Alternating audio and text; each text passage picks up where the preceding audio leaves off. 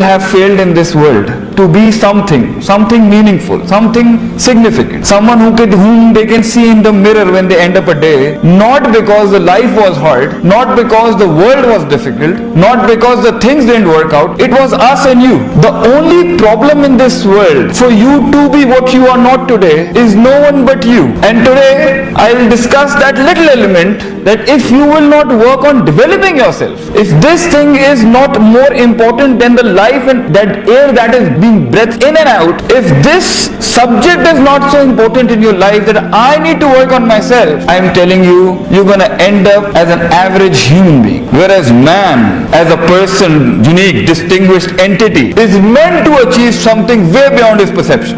A man can do anything in this world as a person. But then we find some irrational dalail and irrational reasons which we are giving to ourselves, because this couldn't happen, because this wasn't working, because this wasn't working, because this wasn't working, and because, and you find people have some really irrational reasons, some really nonsensical stuff that they tell themselves for not doing something in life and ending up as an average human being. And by average, I don't say a person not earning enough money. By average, I mean a person not living a resourceful life.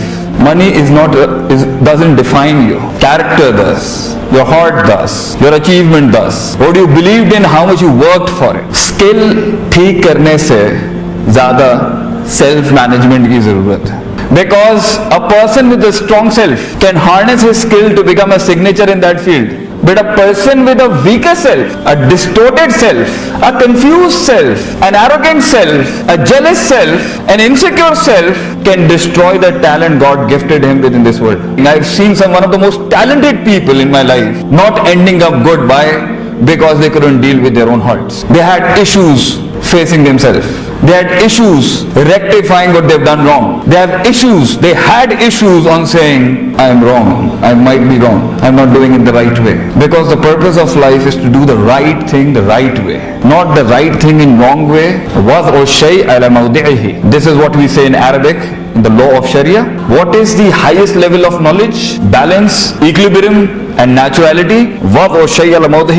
Place the right thing on the right place and even the wrong thing on the right place. When it comes to your life, when it comes to your emotions, when it comes to your love, when it comes to your hope, when it comes to your fears, when it comes to your trust, when it comes to your struggle, when it comes to your doubts, when it comes to your desires, when it comes to your emotional psychology, when it comes to your performances, when it comes to your productivity, when it comes to your human psychological interaction with the cosmological universe outside you, when it comes to harnessing resources, when it comes to people, when it comes to non-human beings, putting the things on the right track is what matters. What we find in today's life is there's a big rush going on. Everybody's rushing. So in the midst of all this, we don't want to work on stuff that is a real resource, that is yourself, your heart, your values, your ideology regarding life, persons, people, families, discipline, performance, productivity, perception, conviction, dedication, commitment. These are words of the elites of this ummah. These are words of the elites of the nations who built Pakistan as well. These are the words in a person's life, and you can't compromise all this and then start building relationships with people.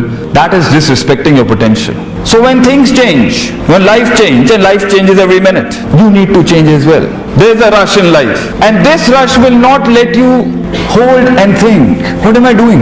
Who am I? What are the dents that has occurred on my spirit, my spirituality, which I need to fix? Because there is a very beautiful hadith in Sahih Muslim. Prophet ﷺ says, "Ma min maludin illa yuladu alal fitra." Every child, irrespective of a child of a Muslim or a non-Muslim, every child of a human being was born natural. Natural enough to figure out how to do the things on the right way. But he gets corrupted. His mindset gets corrupted. He loses that balance of life, of love, hope, families, values, ideologies. He loses that. He gets derailed by the intuitions and the education he's getting.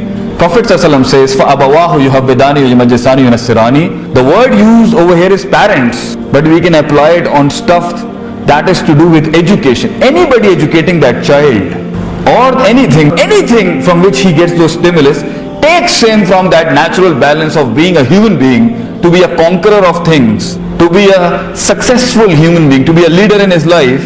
he loses that track and he becomes a slave. Or he becomes an arrogant king and he says, Ana Rabbukum al-Ala, I am the God of the universe. Two extremes, ifrat and tafrit. This happens, this is life. When you walk, the dent would come. When you will walk, problems would come. When you will walk, the moment you came in this world, Wallahu akhrajakum min butuni ummahatikum, I took you out from the bellies of your mother, la ta'lamuna shay'a. You did not know anything regarding knowledge. And shay'a is a common noun, and a common noun backed up by a negation of particle of negation. This sentence becomes generic in its nature, cannot be specified in any way or the other. La ta'lamuna shay'a. He did not had any knowledge. Jala lakum as-sama wal absara wal afid. I gave you the eyes, I gave you the heart, and I gave you the listening, so that you develop something, la'allakum tashkurun, so that you produce something out of yourself. Gratitude. So this, the listening and the hearing, that matters a lot. So when you are born in this world, you are born natural. And that's why the theologians of the 7th century, they say, if you do not give imbalanced intuitions, stimuli and education to a natural child, irrespective he is born in any family, irrespective of caste, creed, religion, he would be a natural human being. Religion comes to bring you back to that balance. Point to be noted over here is, the honorable audience, that life, when it moves on into, the moment it starts moving on, it's moving right now, and right now I'm speaking, you're hearing things are changing and everybody is perceiving me in its own manner. The moment you move and the universe moves with you, you get a dent in your spirituality, you get a dent in your psychology, you get a dent in your physicality. The dents are there in your life.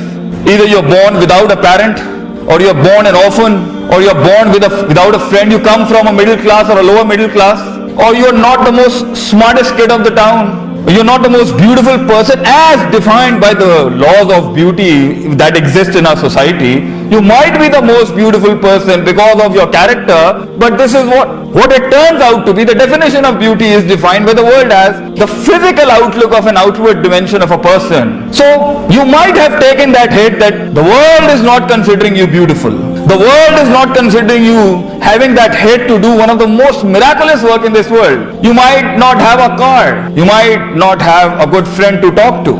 You're not the most wanted child of the college. You're not the most funniest guy of the college, you know? The boys who know how to do some really good stuff, huh? So the point is, I want to establish that point, then I'll go to the academic part is, things change, things are changing, things will change. They will not be in accordance with what your heart wants it to be. And this brings in the negative psychology, the pessimism, the minus optimism part of the life, fears, so much fears, and this takes a heart into doubts, confusion, and you stop taking those natural risks, those natural jumps, those natural commitments with some things that would have taught you something by this age. By this age, you should have had kingdoms in your mind of academics, solving puzzles, being smart, being the leaders, being scientists, being so smart that you could figure out anything. You should have been so smart, feeling the pain of people by this age. And if you, the faster you're going to learn, the faster you're going to conquer. And the faster you're going to learn, the faster you're going to fail. And the faster you're going to fail, the larger and the most easier way to get the experience you're going to get. And the more experience you get, it would be difficult for another rooster to knock you down in a wrestle because you have what he doesn't have. Because when he was partying around and he was wasting his life, he wasn't wasting any inch of his life because he knew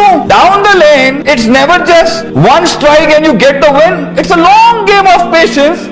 I might be losing right now, you might be considering me a jerk and a nerd of the school, but by the end of the day, you're going to work as an employee and I'm going to be conqueror of the world. Tomorrow I'm going to be Steve Jobs. So to do that, it's a game of patience. It's a game of sticking there. It's a game of value. It's a game of saying, I know I'm going to win. Because if a person is wasting his life, not understanding why God is giving him dents, and the dent comes in life to awaken that heart, God wants to make you big. You don't want to make yourself big. Allah says in Quran, وَإِذَا مَسَّ الْإِنسَانَ ضُرٌّ, when pain afflicts you, when a dent afflicts a heart, something bad happens today. Something bad happened yesterday. Something bad will happen tomorrow. Because God says, why do I do that? People think, oh, bad happened is because I am the bad one. No! This is the wrong aqidah and creed according to Islam as well. Bad happens so that you become good. وَإِذَا مَسَّ الْإِنسَانَ ضُرٌّ, when pain afflicts a human heart, da'ana, Allah says his spirituality gets higher. لِجَنْبِهِ وَقَائِدًا وَقَائِمًا, बैठ के, late के, खड़ा होके, lying down, sitting down, walking, he's talking about me, he's thinking about me. The me who's the most important me among all the me's is the me of God.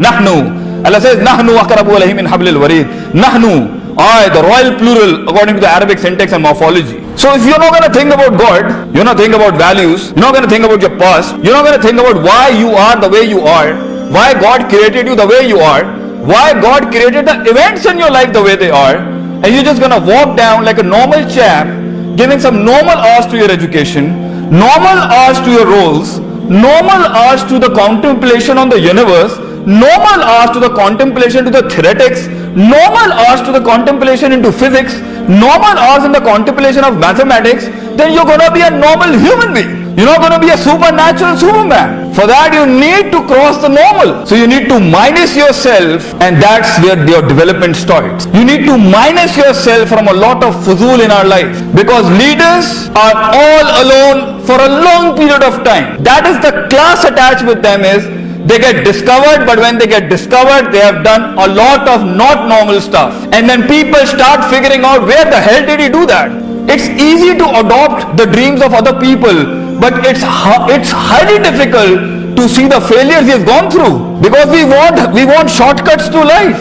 We don't want to develop ourselves, go through that grinding of fighting our arrogance, fighting our jealousy, finding that crooked heart that is so doubtful, karu nahi karu, not taking risk where it was supposed to take that risk, not taking that fear where it was supposed to face that fear, not acting that gently where it was supposed to be that gentleman, but taking that wildcard entry into that horde and mass of people accept me. An easy way out of life. The taste of being a leader, not by words but by actions and performance. And the taste of victory with silence and not with words. And the taste of shutting the crowd down in minutes. And the taste when the world wants to hear you. You don't know the meaning of that. I'm telling you, if you start today, start developing yourself. Every opportunity is around you. Don't wait for it. There are no opportunities going to come from heavens to tell you you were meant to climb the Everest. It's around you. It's yourself that doesn't want to take it. It's yourself that is scared. It's yourself that is scared of the people.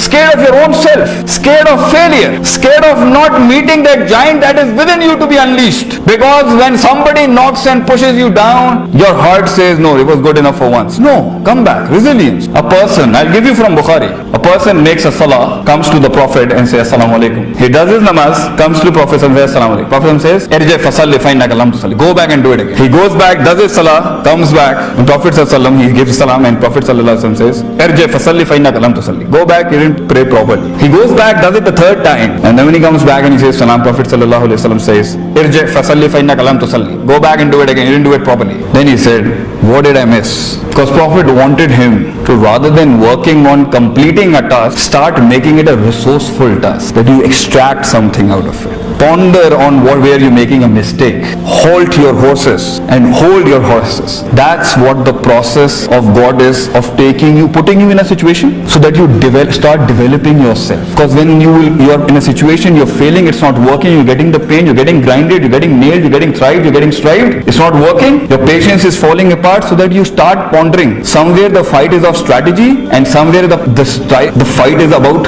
struggle and self-control. Kahan galti ho rahi hai, figure it out. Then see SWOT analysis. What is SWOT? SWOT. Strength, weaknesses, opportunities and threats. Figure that out. And whenever you do something in life, after an hour, first it will happen in a month, then it will squeeze down to a week, then it should squeeze down in a day, then a day should come in 2 hours, that Allah says, فَإِذَا فَرَقْتَ فَانْصَبْ وَإِلَىٰ رَبِّكَ فَارْغَب. Then when you get done with the worldly affairs, do what? Do another worldly affair. No. God says, فَإِذَا فَرَقْتَ, when you're done with it, dents would have come. Dents would have come in your values. Dents would have come in your psychology. Dents would have come in your personality, your values, your standards, your positives, your negatives, your optimism, your pessimism, your friends, your foes, your enemies, your opportunities. Everything gets shaken apart when you walk through any incident in life. Even this 1 hour lecture would have shaken a lot of stuff. What should you do? فَإِذَا فَرَقْتَ فَانْصَبْ وَإِلَى الدُّنْيَا فَارْغَب. La. God didn't say وَإِلَى الدُّنْيَا فَارْغَب. Go and run towards the dunya again. Open new books and new chapters. No, he says وَإِلَى رَبِّكَ فَارْغَب. Start contemplating on the cosmology of this universe. Start contemplating on God. Start contemplating on why did happen, why this happened, why did this not happen. The plus and the minus. Get it in the balance. take the walk again. Do it again. If you've gotten, agar us incident se you've gotten scared, bring the fear back to the balance. If you've taken a hit and you have started hoping a lot, more than it was required, bring the hope back to the balance. If you have become hopeless, bring the hope back to the balance. If you have become too angry, bring the anger to the balance. Waila rabbika farqa, balance. And the only balance a self can get is by putting his heart with Allah. Because nothing in this world can soothe and pacify a wounded heart. For you to play a long walk of life, for you to play a long struggle of life, for you to strive for long careers in life, nothing in this world can be so satisfactory that you say, fine, I'll do it. It has to be a guarantee from God. It cannot be a guarantee from a human being that would keep you moving, because the guarantees and the guarantors of this world, they will exhaust your physical heart, they will exhaust the physical body. But where the body fails, it is the heart that takes you ahead. And the heart, ala bi dhikrillahi tatma'innul qulub. It is the guarantees by God, it is the guarantees on performances by God that a heart gets satisfied, that a heart gets hopeful, that a heart gets resilient, that a heart takes the hit again and the hit again and develops and falls down and takes the hit again. And all this process, if you start today, I'm ending it up. All I just wanted to say, I have talked a lot of stuff here. Some might not have made sense to you, but one line is good enough for you to learn something today. The process is long. You have very little resources. If you have 50 crores and if you're fighting a battle against 50 crores, you're never gonna grow. If you have 50 crores, beta, then you need to take the opponent of 250 crores. Why? Because with the lesser resources, if you fight a bigger giant, you will lose, but you will extract all the knowledge out of him. So what's the use if you have conquered a station in life? If you have mastered the art of living at your age, why are you hanging around the person of your age? Why aren't you competing with a person ahead of you? Why aren't you taking the challenge against your body mass? Why aren't you taking those obstructions which you haven't dealt up till yet? Haar jayega, but you can extract a lot of learning out of it. If a badminton player will play against a badminton player of his own potential, I'm telling you, after 7 days, your smashes and your drop shots and your logs all are going to fall down. Always fight a higher opponent, and that would bring you to use your minimum resources in the best possible manner. And for that you need the most beautiful subject I worked on, the corporate and the spiritual art of war. के छोटे से resource के साथ कैसे फारस और रोम fall down with one man, कैसे Steve jobs ने इतना बड़ा एप्पल खड़ा किया. This is your life. The